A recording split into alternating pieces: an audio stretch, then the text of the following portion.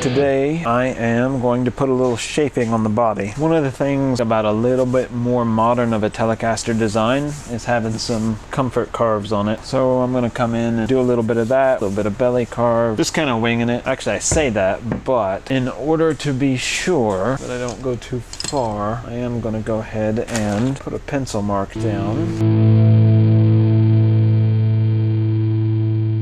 That's a pretty intense carve. I don't even know if I'll come down that far, but that way I know if I hit that point, I am definitely done. I could take off a fat chunk with the bandsaw, but my bandsaw only has a little less than 6-inch cutting height. It makes maneuvering bigger pieces in and out of it kind of tricky. Plus I like the kind of continuous curves you can get when you sand a bevel as opposed to chopping a piece off and then sanding it. Something else I need to specify for myself is where I want this to be. Like I look at this curve and I think here, but that's not actually how guitars are generally played. I'm thinking,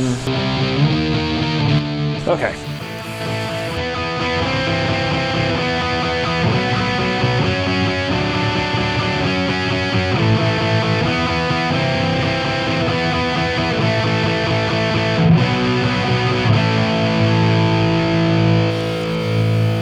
Yeah, that's probably aggressive enough. Apparently, I did too good of a job on the surface of my workbench because it's a little bit slick. Could have stood to have left it a little rougher than that. So I marked out real quick about where I want the belly carve to go. So I'm just gonna come in there and grind that off real quick. I also clamped down my dust extraction.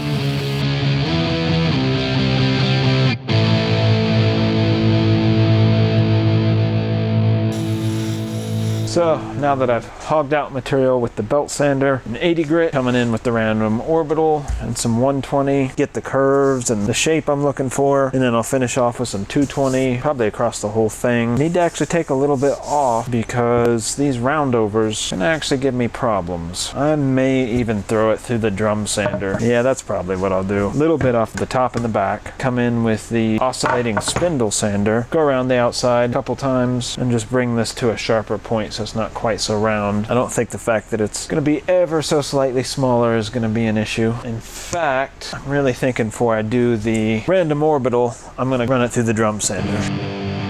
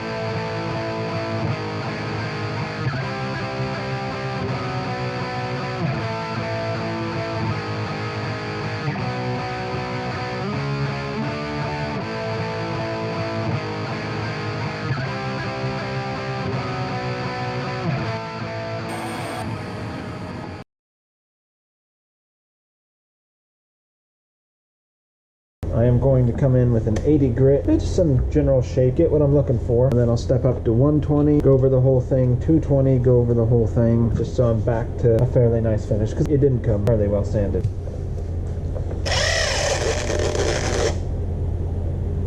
Okay, that was not good. When I switched out wheels, I forgot to transfer this little guy. Kind of important for the operation. So I'm going to do that now.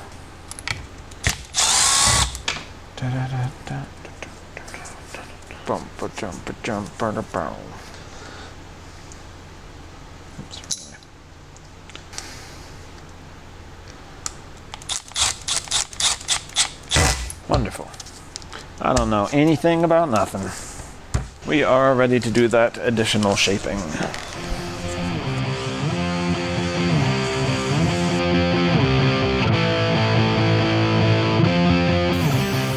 Still feel like it doesn't quite come in enough here. Not too bad.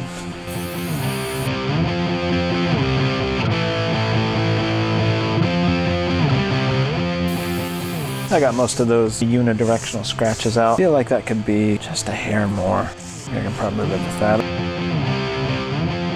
Next step on this back side is to shape this heel. Aesthetically, I don't like the square ones. I think the only time it's ever really a problem when playing is if you've been playing with a good neck joint and then you switch back to a traditional fender and you go up to those frets and just slam into this thing because you're not used to it being there. But I don't see any reason to leave it like this. Like, it doesn't absolutely have to have this much wood.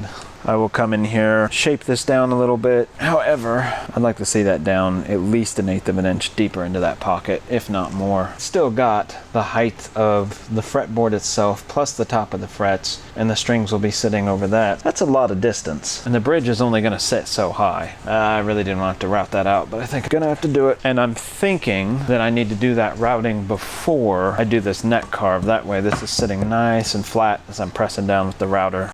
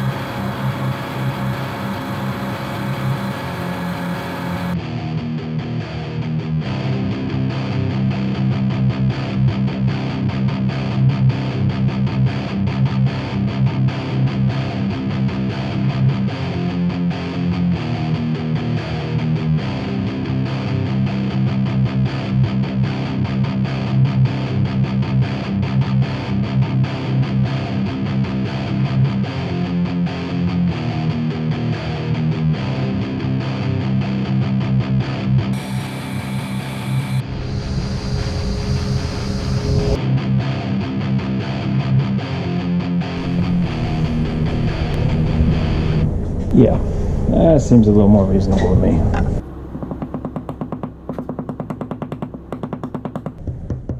Now that we've got the neck pocket about at the depth that I'm looking for, and did a little work with the chisel, I'm gonna get some of these grease spots from the routing out of the way and put the carve I want on this guy. Protection.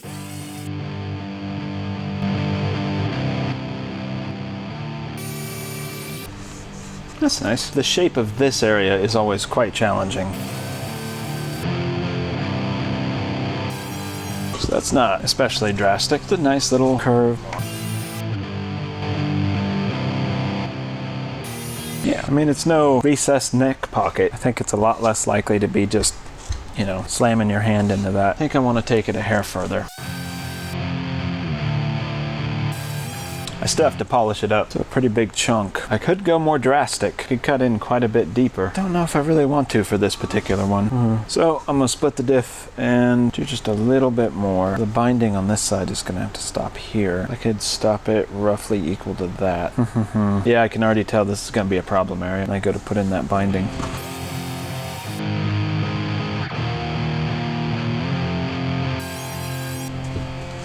I like that. I really haven't taken very much wood away at all. I think that'll be real nice.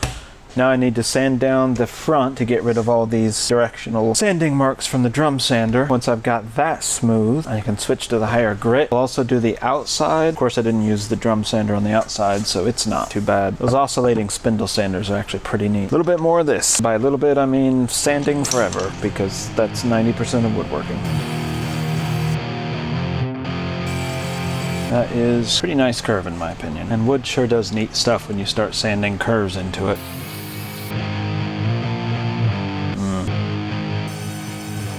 Yeah, I should go ahead and do the 120.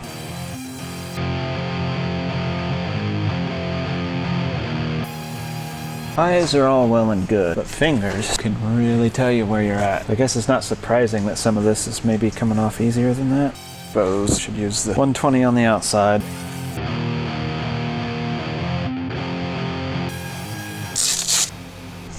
Probably not the technically correct way to use an orbital sander. I've got relatively subtle comfort curves in. Oh, I forgot to go around the outside edge with 220. Found a section here where the spindle sander was clearly digging in more than I thought it was. Technically I can catch that up in the sanding sealer, but I'd rather get it now. So I'm going to switch back to the 120.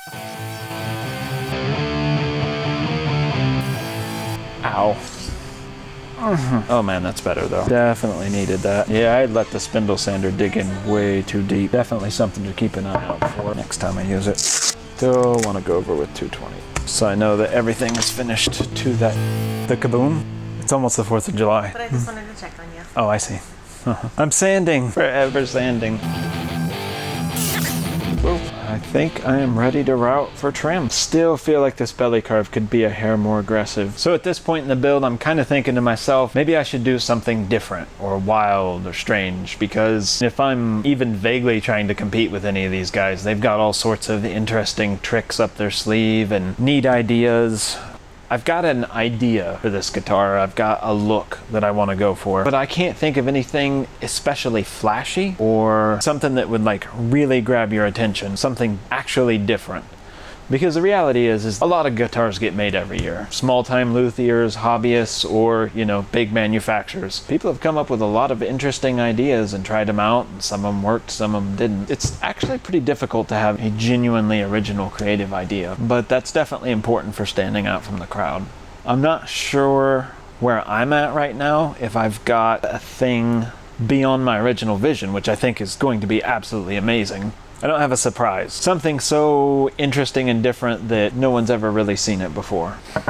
I think I'm going to stick with my original vision. I think it's going to look great. More importantly, I think it's going to play great. I think it's going to be a kick-ass guitar. I have had a couple ideas, but it's so far outside my comfort zone, so crazy. I don't even know if it's possible. I'd have to whip up a prototype before I carve this thing all to pieces. I don't know if I've got time for that right now. Just some thoughts.